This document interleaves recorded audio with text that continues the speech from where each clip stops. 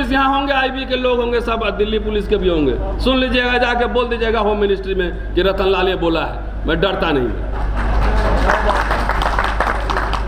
सबसे पहले काम करना है कि आपको आडंबर कचरा जितना घर में है रखा हुआ, वो निकाल के नदी में बहा दो।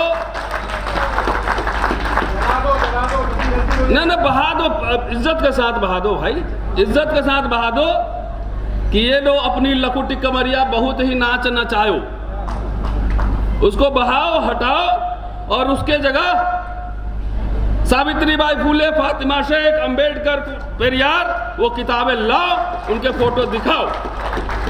आप आइए मेरे घर पे, दूर से ही बड़ा सा बाबा साहब का पोर्ट्रेट आपको दिखेगा।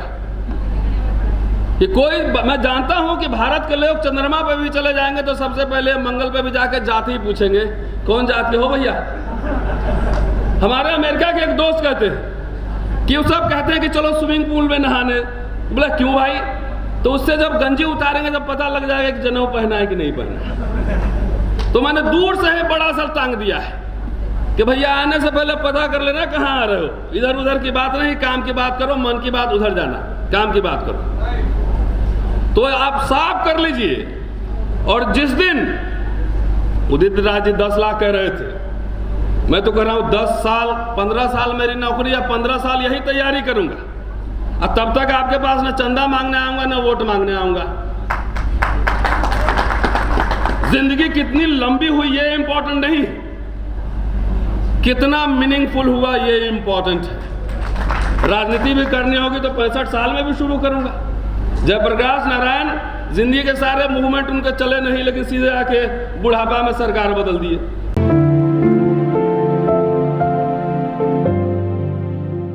झूठ निर्भर भारत में आपका स्वागत है। और मैं बहुत ज़्यादा इतिहास में पीछे नहीं जाऊंगा, 8 साल की ही बात करूंगा।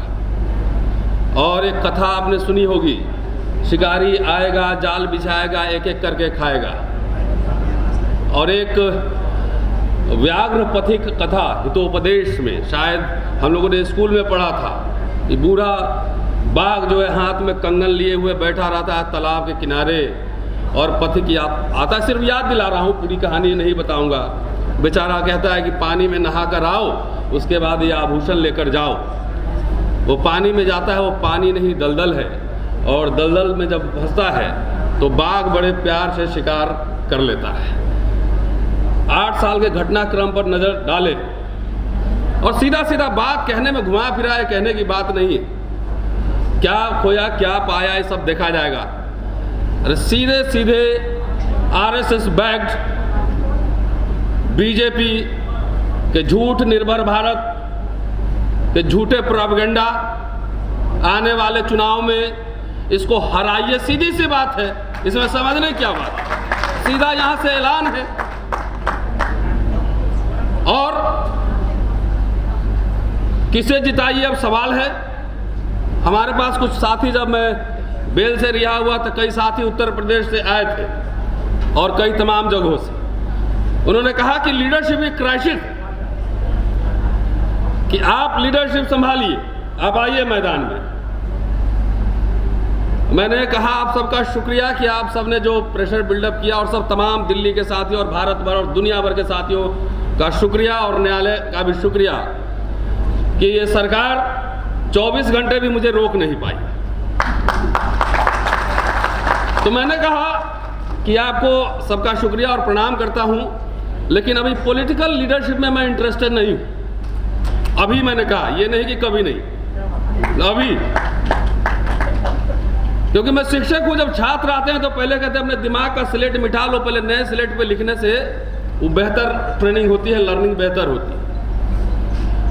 तो इसीलिए मोदी साहब ने एक सफाई अभियान चलाया है, और मैं भी स्वच्छता पसंद हूँ। देखिए रोज मेरे कपड़े बदलते हैं और बहुत साफ और बहुत महंगे कपड़े पहनता हूँ, ब्रांडेड।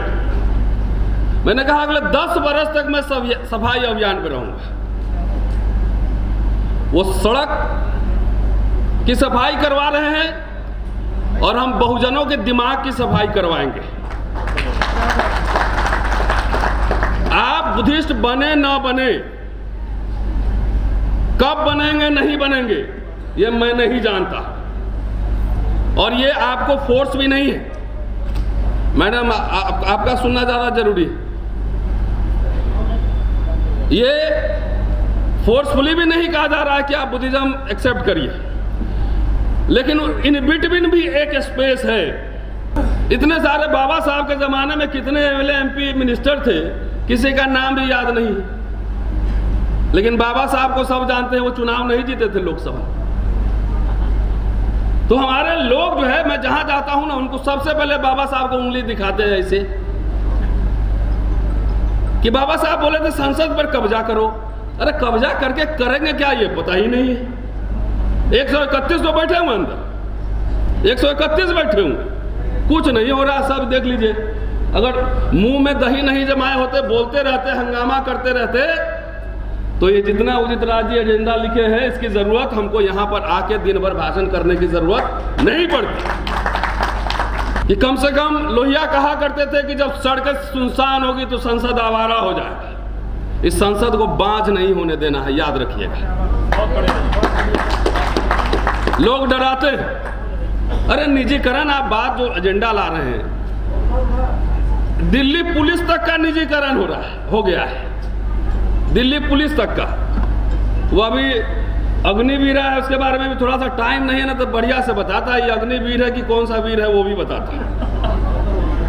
अभी डॉक्टर रितु यहाँ बैठी हुई, लगातार वो, हम मुझे लगता है 2 साल से, तकरीबन 2 साल से लगातार लड़ रही। दिल्ली विश्वविद्यालय के एक प्रिंसिपल के खिलाफ FIR हो चुका है, लेकिन आज तक उसकी FIR, वो भी एट्रोसिटीज एक्ट में, एम आई राइट, आज तक उसकी गिरफ्तारी नहीं हुई है। हाँ, चीटिंग एंड फर्जरी ऑल्सो। और मुझे लगता है कि उस प्रिंसिपल से ज्यादा सामाजिक हैसियत मेरी तो होगी ही होगी, उससे ज्यादा मेरी सामाजिक हैसियत होगी और राजनीतिक हैसियत भी होगी। मैं जाकर चमचागिरी कहीं नहीं करता, किसी का सलाम नहीं करता मैं, लेकिन मेरी गिरफ्तारी विदिन 3 डेज हो जाती है। मैंने कुछ लिखा ना लिखा, क्या लिखा छोड़िए, मैंने कोई माफी नहीं मांगी। मैं अपने बात पे अडिग था, अडिग हूं, क्योंकि हम माफी वीरों के वंशज नहीं हैं, संघर्ष करने वाले लोग हैं। माफी नहीं मांगी हमारे पूर्वजों ने। हमारे वक्तव्य से कोई टेंशन हुआ देश में? नहीं हुआ। कोई झगड़े हुए, कोई दंगे हुए? नहीं हुए। लेकिन ये पुलिस 3 दिन में गिरफ्तार कर लेती है मुझे, और जिनके कहने से देश भर में दंगा हुआ, हंगामा मचा पूरा, कि वही दिल्ली पुलिस उसको सुरक्षा प्रदान करवा रही है। तो ये निजीकरण नहीं है दिल्ली पुलिस का। कोर्ट में जाके बोलेंगे कि कान में हमको कहा होम मिनिस्ट्री से फोन आया था। आप फोन के इशारे पर, आप वर्बल कम्युनिकेशन पे काम करते हैं। This is privatisation of institution.